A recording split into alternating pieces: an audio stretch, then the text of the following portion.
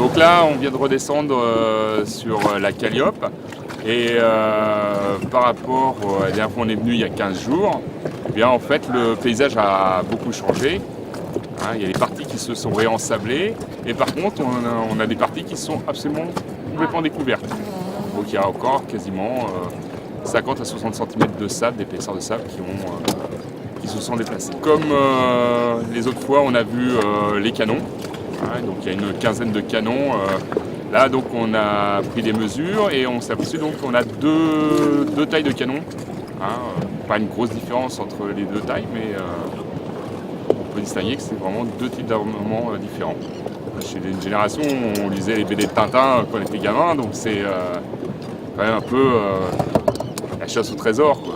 Même si c'est un trésor archéologique. C'était un bateau qui était plus petit que la licorne et bon, la licorne c'est un peu l'imaginaire pour le grand public d'une épave 18e.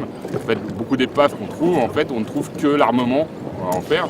Déjà là, il y a une grande partie du fond de coque qui est conservé, qui est visible. Donc déjà, c'est assez exceptionnel, hein, parce que souvent, en Atlantique, on a des vers qui s'appellent les tareks, donc qui mangent tout ce qui est en bois.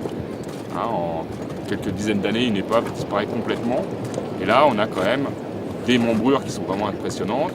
On peut penser qu'un des canons, de fait de sa position, a encore une partie de son affût sous lui, hein, prêt à tirer, parce qu'il est pointé vers l'extérieur.